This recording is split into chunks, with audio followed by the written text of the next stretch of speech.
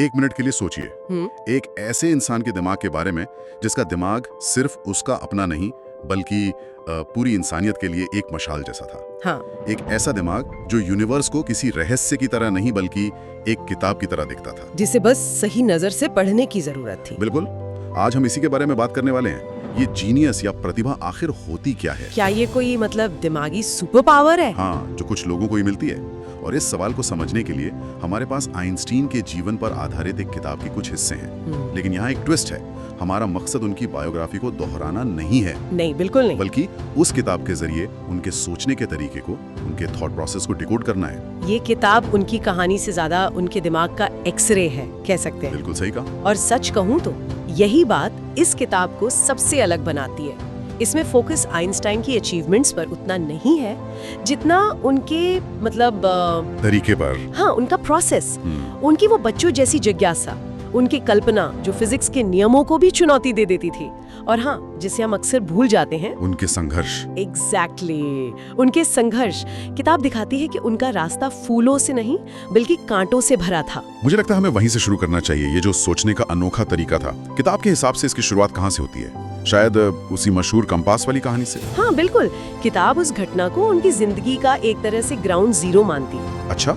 सोचिए, एक 5 साल का बच्चा है, बीमार है, और उसके पिता उसे एक कंपास देते हैं। वो बच्चा देखता है कि एक सुई है जो बिना किसी चीज को छुए हमेशा एक ही दिशा में घूम जाती है। उसके लिए ये कोई मामूली खिलौना नहीं था, ये एक जादू था है जो इस सुई पर असर डाल रहा है। कौन से अनदेखे नियम इस दुनिया को चला रहे हैं? बस यहीं से वो चिंगारी जली जो कभी नहीं बुझी। और यहीं पर वो मशहूर लाइन आती है जिसे किताब बार बार दोहराती है, imagination is more important then knowledge. हाँ, यानी कल्पना ज्ञान से ज्यादा जरूरी है। ये सुनने में तो बहुत अच्छा लगता है, पर इसका असली मतलब क्या है? ज्ञान तो फैक्ट्स हैं, सच हैं। कल्पना उससे ज्यादा जरूरी कैसे हो सकती है? देखिए, किताब इसे ऐसे समझाती है। ज्ञान आपको बताता है कि दुनिया क्या है जो अब तक खोजा जा चुका है। ठीक है। ये एक तरह से अतीत है, एक दायरा है। लेकिन कल्पना आपको वहां ले जाती है कि दुनिया क्या हो सकती है, जिसकी कोई सीमा नहीं है। बिल्कुल।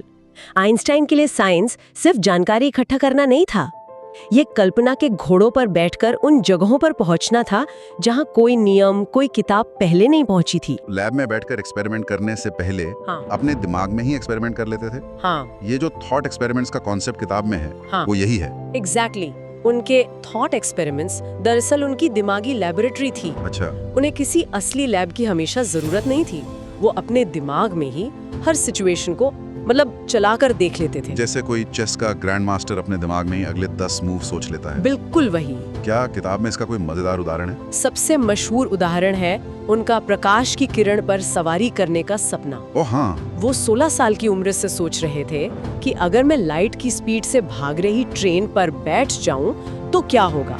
अगर मैं अपने हाथ में एक आईना पकड़ूं तो क्या मुझे अपना चेहरा दिखाई देगा? इंटरेस्टिंग सवाल है। और फिजिक्स के उस समय के नियमों के हिसाब से नहीं दिखना चाहिए, क्योंकि आईने तक पहुंचने के लिए रोशनी को मुझसे तेज चलना होगा, जो नामुमकिन है। राइट। ये सवाल उन्हें परेशान करता रहा।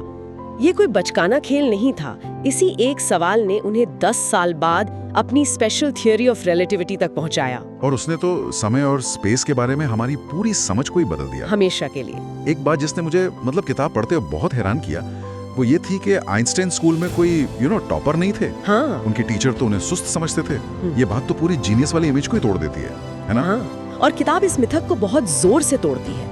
हमें लगता है जीनियस वो है जो पैदा होते ही हर चीज में कमाल का हो। सही बात है। लेकिन आइंस्टीन के साथ ऐसा बिल्कुल नहीं था।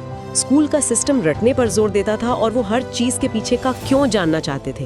जब टीचर कोई नियम बताते तो वो पूछते, लेकिन ये नियम ही क्यों, कोई और क्यों नहीं? और ये आदत टीचर्स को पसंद नहीं आई होगी। बिल्कुल नहीं। उन्हें लगता था कि ये बच्चा पढ़ाई पर ध्यान नहीं दे रहा और अनुशासन बिगाड़ रहा है। तो किताब उनके जीवन को एक सीधी सफल रेखा की तरह नहीं दिखाती। बिल्कुल नहीं। किताब में एक लाइन है कि उनका जीवन एक शांत नदी नहीं बल्कि उतार चढ़ाव, संदेह और जिद से भरी एक तूफानी यात्रा थी। वाह। उनका सबसे बड़ा सिद्धांत, जनरल थ्योरी ऑफ रिलेटिविटी, किसी एक रात के यूरेका मूवमेंट का नतीजा नहीं था। नहीं। उसके पीछे 10 साल की भयंकर दिमागी मेहनत, गलतियां और ऐसे पल थे जब उन्हें लगा कि वो हार चुके हैं। कई बार उन्होंने अपने दोस्तों को चिट्ठियां लिखी कि शायद मैं पागल हो रहा हूँ। उस संघर्ष वाले पॉइंट पे मैं और बात करना चाहूंगा, क्योंकि ये उस जीनियस की इमेज से बिल्कुल अलग है जो हमारे दिमाग में होती है। बिल्कुल। क्या किताब में कोई खास उदाहरण है कि कैसे ये संघर्ष उनके काम में दिखता था? किताब के मुताबिक प्रतिभा का एक बहुत जरूरी हिस्सा मुश्किलों से लड़ने की जिद है। ये सिर्फ खोजने की कहानी नहीं, बल्कि खोजने, टूटने, लड़ने और फिर उठने की कहानी है। अच्छा। जीनियस वो नहीं है जो कभी गिरता नहीं। जीनियस वो है जिसका गिरने के बाद उठने का तरीका अलग होता है। वो अपनी गलतियों से निराश नहीं होते। नहीं, बल्कि उन्हें एक पहेली की तरह देखते हैं। अच्छा, ये तरीका काम नहीं किया तो अब दूसरा क्या हो सकता है? और ये संघर्ष सिर्फ उनके काम तक ही सीमित नहीं था, है ना? किताब उनके निजी और राजनीतिक संघर्षों पर भी रोशनी डालती है। हाँ, और ये हिस्सा उनकी कहानी को और भी ज्यादा मानवीय बनाता है। जैसे जर्मनी में नाजी शासन का उदय हुआ और यहूदी होने के कारण उन्हें अपना ही देश छोड़कर भागना पड़ा। सोचिए। हाँ, सोचिए, जिस इंसान को दुनिया का सबसे बड़ा दिमाग माना जा रहा था, उसे अपनी जान बचाने के लिए भागना पड़ रहा था। और फिर वो विरोधाभास E=mc² वाला। हाँ, जो इंसान अपनी पूरी जिंदगी शांति का समर्थक रहा, उसी के समीकरण ने परमाणु बम का आधार तैयार कर दिया। किताब बताती है कि ये बोझ वो जिंदगी भर अपने साथ लेकर चले। ये दर्द उनकी प्रतिभा के साथ साथ उनकी गहरी इंसानियत को भी दिखाता है। बिल्कुल। ये वाकई में एक अलग नजरिया है। अच्छा, एक और बात जो किताब सामने लाती है वो ये है कि जीनियस किसी एक बड़ी खोज पर आकर रुक नहीं जाता। नहीं, कभी नहीं। जब पूरी दुनिया E=mc² और रिलेटिविटी के लिए उनकी तारीफ कर रही थी, तब वो किसी और ही धुन में थे। बिल्कुल। उस वक्त वो अपने सबसे बड़े सपने के पीछे भाग रहे थे, एक ऐसी थ्योरी जो ब्रह्मांड के हर नियम को एक ही धागे में पिरो दे। हाँ, यही वो थ्योरी ऑफ एवरीथिंग है जिसका जिक्र किताब में है। ये असल में क्या थी? क्या ये वाकई में सब कुछ समझाने वाला कोई एक फॉर्मूला था? हाँ, मोटे तौर पे यही आइडिया था। सोचिए, जैसे ग्रेविटी बताती है कि सेब नीचे क्यों गिरता है और प्लैनेट सूरज के चक्कर क्यों लगाते हैं। राइट। वैसे वो एक मास्टर रूल या एक सिंगल खूबसूरत इक्वेशन खोजना चाहते थे जो ग्रेविटी, इलेक्ट्रिसिटी, एटम के अंदर काम करने वाली हर फोर्स को, मतलब बड़े से बड़े तारे से लेकर छोटे से छोटे कण तक, हाँ, हर चीज को एक ही थ्योरी से समझा दे। ये साइंस का सबसे बड़ा और सबसे मुश्किल सपना था। और सबसे चौंकाने वाली बात यह है कि वो इसमें कामयाब नहीं हुए। वो अपनी जिंदगी के आखिरी 30 साल इस पर काम करते रहे, पर इससे पूरा नहीं कर पाए। और किताब के नजरिए से ये अधूरापन उनकी असफलता नहीं है, बल्कि कुछ और सिखाता है। और यही किताब का सबसे गहरा संदेश है। उनका ये अधूरा सपना उनकी नाकामी का प्रतीक नहीं है। तो फिर क्या है? बल्कि ये इस बात का सबसे बड़ा सबूत है कि जीनियस होना किसी मंजिल पर पहुंचना नहीं, बल्कि सफर को लगातार जारी रखने का नाम है। मतलब प्रतिभा कोई अंतिम उत्पाद नहीं है। नहीं, वो एक निरंतर प्रक्रिया है, एक कभी न खत्म होने वाली जिज्ञासा। खोज करने का काम ही किसी को जीनियस बनाता है, सिर्फ खोज के नतीजे नहीं। तो उनकी वो अधूरी थ्योरी भी उनकी प्रतिभा का उतना ही बड़ा और महत्वपूर्ण हिस्सा है जितनी कि उनकी पूरी हो चुकी थ्योरीज। तो अगर हम इस पूरी चर्चा को समेटें, तो किताब का निचोड़ ये है कि प्रतिभा कोई जादुई वरदान नहीं है जो किसी को आसमान से मिलता है। नहीं, ये असल में दुनिया को देखने का एक अलग तरीका है। हाँ, साधारण चीजों के बारे में असाधारण सवाल पूछने की आदत है। वैसे ही सवाल जैसे कोई बच्चा पूछता है, आकाश नीला ही क्यों है? हाँ, या पत्तियां हमेशा हरी क्यों होती हैं? और किताब का सबसे शक्तिशाली विचार यही है कि ये एक ऐसी नजर है जिसे कोई भी अपने अंदर विकसित कर सकता है। कोई भी। हाँ, किताब की एक लाइन है, ये दुनिया को उस नजर से देखने की कोशिश है जो हर किसी में नहीं होती, लेकिन हर कोई पा सकता है। ये सिर्फ आइंस्टाइन की कहानी नहीं, बल्कि उस क्षमता की कहानी है जो हम सबके भीतर कहीं ना कहीं सोई हुई है। हमें बस उसे जगाने की जरूरत है। तो यहाँ श्रोताओं के लिए एक विचार छोड़ जाते हैं। हम अक्सर महान लोगों के दिए गए जवाबों की तारीफ करते हैं, उनके फॉर्मूले रटते हैं। सही बात है। लेकिन क्या हो अगर हम उनके जवाबों के बजाय उनके सवालों को अपनाना शुरू कर दें? हमारे आसपास ऐसी कौन सी साधारण सी दिखने वाली चीज है जिससे हम रोज देखते हैं पर कभी सवाल नहीं करते? हो सकता है उसी में यूनिवर्स का कोई गहरा रहस्य छिपा हो, जो बस किसी के रुक कर ये पूछने का इंतजार कर रहा हो।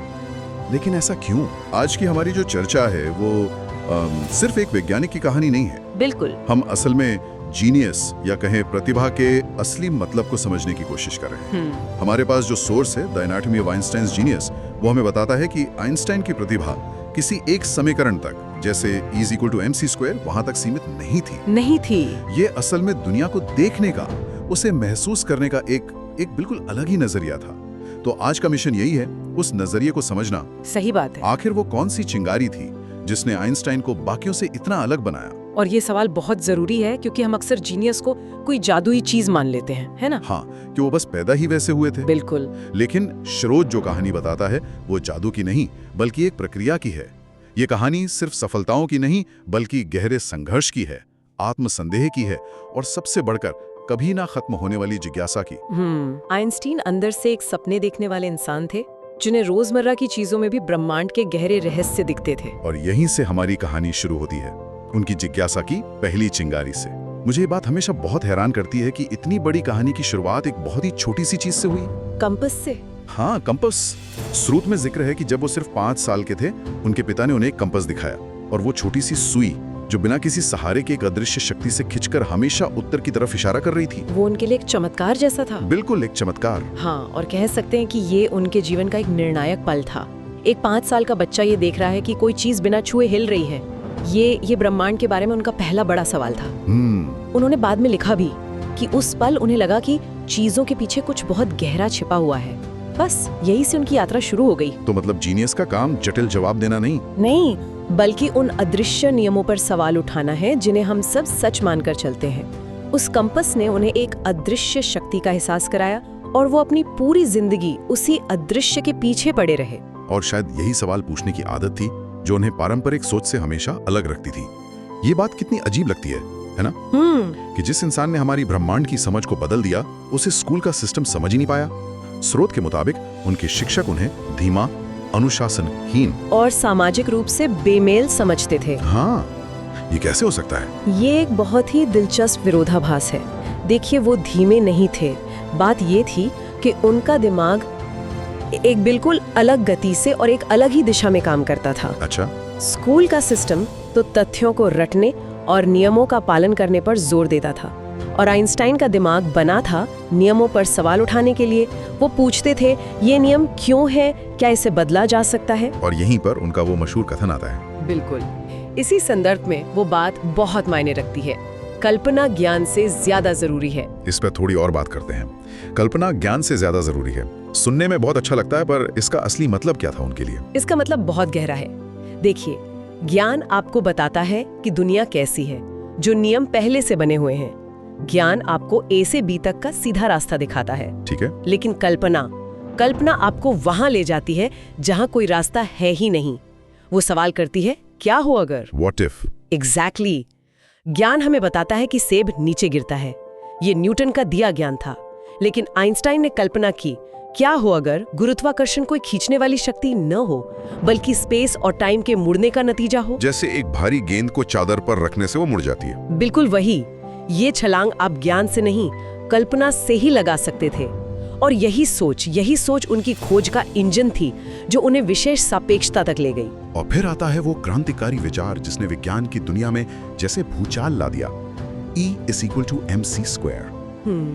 ये सिर्फ एक समीकरण नहीं था, यह तो जैसे ब्रह्मांड का सोर्स कोड ही सामने रख दिया गया हो।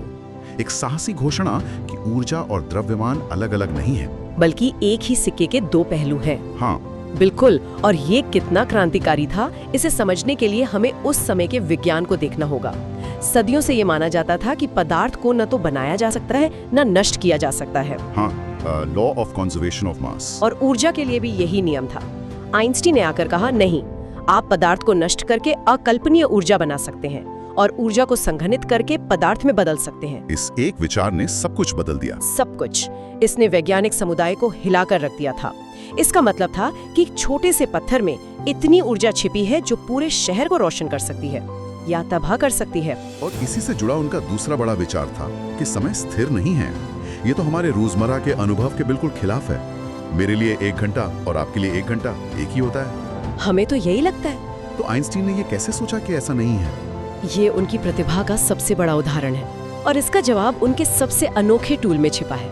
Thought experiment? हाँ, थॉट एक्सपेरिमेंट यानी सोच के परीक्षण। वो प्रयोगशाला में जाने से पहले अपनी कल्पना में प्रयोग करते थे। जैसे उन्होंने कल्पना की कि अगर वो एक प्रकाश की किरण पर बैठकर यात्रा करें तो उन्हें दुनिया कैसी दिखेगी।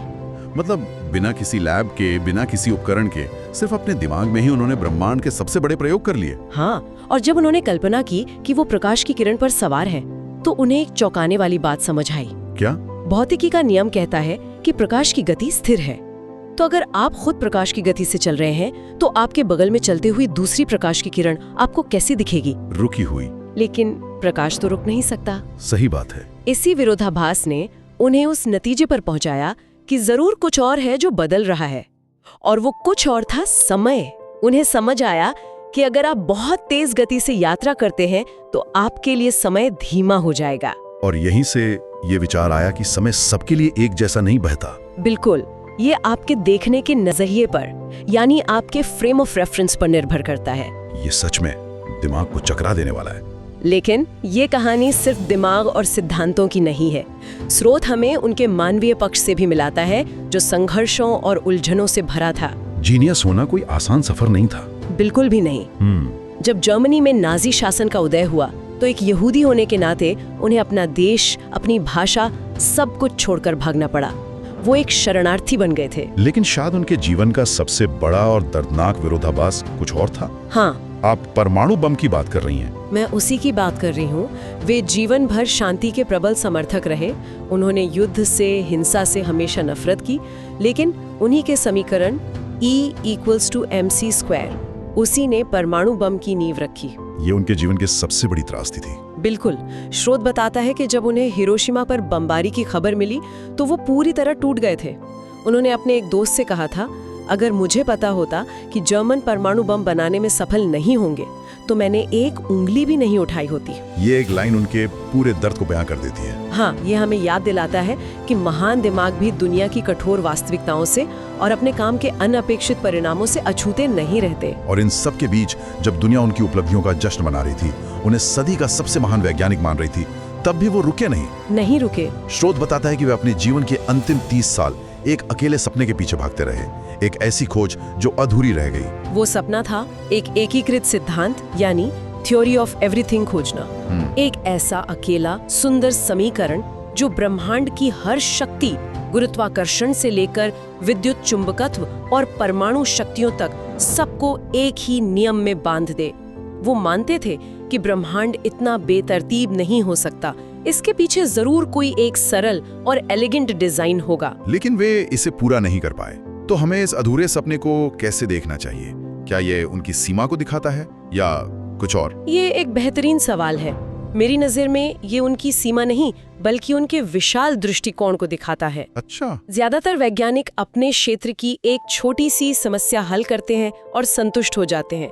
आइंस्टाइन ब्रह्मांड की पूरी कहानी एक ही धागे में पिरोना चाहते थे। तो ये अधूरापन हमें सिखाता है कि असली जीनियस होना किसी मंजिल पर पहुंचना नहीं है, बल्कि यात्रा में बने रहना है। हाँ, हमेशा बड़े सवाल पूछते रहना है।